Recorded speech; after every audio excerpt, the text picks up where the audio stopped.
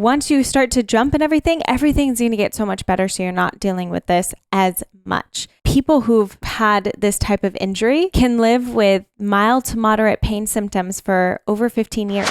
Welcome back to another PT Pro from the Optimal Body Podcast. I'm Doc Jen. And I'm Dr. Dom. And we are talking about knee tendinitis, something that's pretty dang popular, I think, and more so the patellar tendon. We're going to tell you what that is and what you can do about it.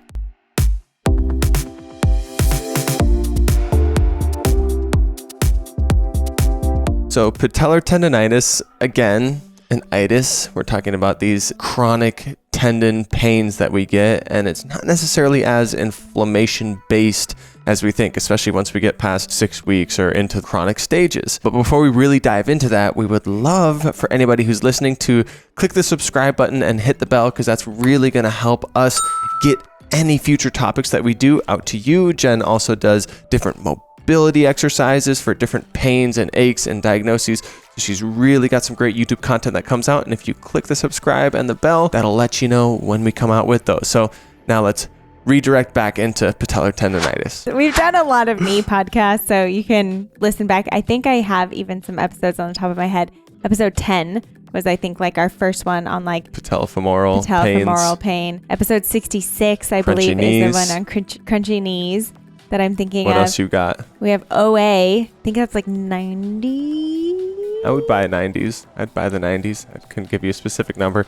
And we just did another one, Ashgad which is a little bit more niche of a topic, but that was just coming up on 200. So our patellar tendon is what connects from this quad, so the front of your thigh, and it connects all the way down past your kneecap and then connects down into the lower leg on this bone that you can kind of feel on the top of that lower leg. And then you can kind of feel a squishy patch between your kneecap and the front of that bony area, right? And that's your patellar tendon right there. And of the forces that go through the body, there's not many other places that take as much force as the patellar tendon will take. We are understanding now that it's less about acute inflammation. By the time you're feeling this, it's no longer really an acute stage. There has been repetitive trauma that's happened over and over and over again. So now you are feeling the pain.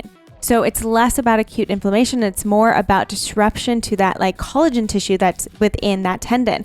So we have to actually address what's happening and how we restructure a tendon and reload to rebuild. And that's not necessarily a lot of the anti-inflammatory techniques that we thought in the past. If you're pre-adolescent, you should be doing a lot of different activities. If you have reduced quadriceps, so in the front of the thigh, and hamstring mobility, so front and back, or just hip mobility in general, decrease hip mobility, okay, is this you? Increased knee flexion when you're landing. So this means if I'm going for, I just did a long jump, or I'm rebounding off something, or I'm in a boot camp class even, and I'm doing some jumping, and I have more knee bend than someone who can kind of hop off their toes almost. It looks like they're just like a bunny who's kind of like a little bit quicker and faster and doesn't need as much absorption into that knee. And then also we look at, how is that foot? So do you have control of that foot? Looking at ankle range of motion. So our dorsiflexion, our ability to get our toes toward our shin, how much range of motion do we have in that ankle? And overall, are we taking rest or are we overtraining? There were kind of 4 different stages that we found of this tendinitis. And the first one being you do your activity, you go for a hike, you have a basketball practice, and then afterwards you notice some pain come in. Mm-hmm. And then stage 2, so say you've just continued to work through that, don't really do anything different. Now you're starting to feel pain like before you even start the activity really, but then after you do some warming up and some movement, you notice that it kind of goes away. And then stage 3 is going to be you're pretty much noticing this pain when you're at rest. You probably have lingering pain throughout the day. And then when you start and do your activity, of course, the pain is still there, if not getting worse throughout more activity. And then the last stage we don't want anyone to get to.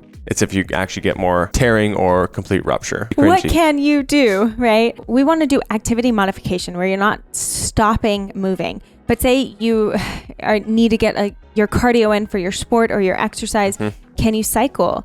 Can you run in a pool? Can you just swim? Can you row? There's so many more activities that we can do that still elicit kind of that same response, but take pressure off of the knee. So we're still moving, we're still getting action in, but we're kind of modifying the activity as to what we're doing. We need to load the tendon. That is truly what heals the tendon is loading the tendon. Because of course we want pain to not be unbearable, but we want to be working in a lower pain level from your 2s or 3s, maybe up to 4 or 5. And if you notice that the activity you're doing is getting you way above that, then again, that's probably too much. We need a back pedal. Where would we start? So we really want to start with like the isometric exercise. So this means that I'm in a contracted state in my muscle, but I'm not moving. Okay. Mm-hmm. And you want to kind of go into mid-range. You don't want to go like full force at first. So think of a wall squat, but you're not going quite as deep into that wall squat. So kind of like a mid-range wall squat, you'll hold for about 30 to 45 seconds. It kind of creates that analgesic effect as well, which is going to help with that pain modulation that you're having as well. And you can do this multiple times a day because it's not too demanding. If you're going to do this 30 to 45 seconds, maybe you do 2 rounds and you're going to do it a few times during the day, you want to make sure that your pain is not going above that 3 to 5 out of 10 marker, right? And so once you feel like, you know, you're getting stronger there, maybe you can go a little bit deeper into those holds, then you go into the next phase. Yeah, and if you notice you're getting to that 90-degree wall sit or wall squat and you're holding it a decent amount of time and pain levels okay, then we're going to work on that eccentric training like we said, which is just kind of the lengthening or the lowering phase. So our quadriceps is lengthening as our knee is bending.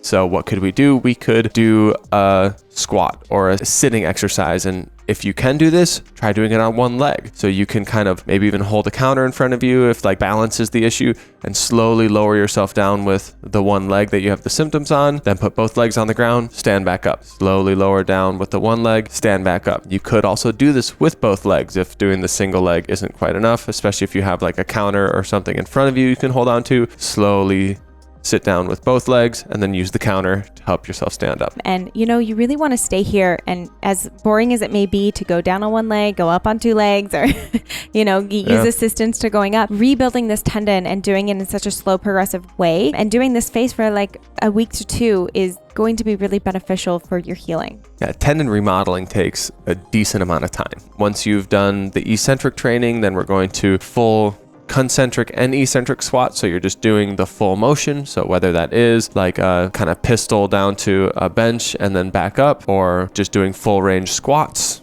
you know, and working down into deeper ranges with full range squats, starting with high reps though, and not putting a lot of weight behind it until you say get 20 squats, 25 squats, and you're not noticing your symptoms increase. And then over time, decrease the amount of reps that you're doing, increase the load. So maybe now you can hold on to a weight in front of you and you're doing more goblet type squats. And again, when you start to progress this, start to gain your strength, once you start to feel so much better, then going into your plyometrics and starting to go back into jumping, starting to go back into maybe even it's smaller and you're doing more ladder type drills, where it's not too much demand on your leg, but it's still getting that quick movement in, you know, then eventually going into like single leg bounds, stuff like that's going to really challenge your body. And at the same time, remember, as you're doing all of this and you're really directed into that knee and that patellar tendon, we don't want to neglect what's happening at that ankle. Are you still stretching your quads and your hamstrings?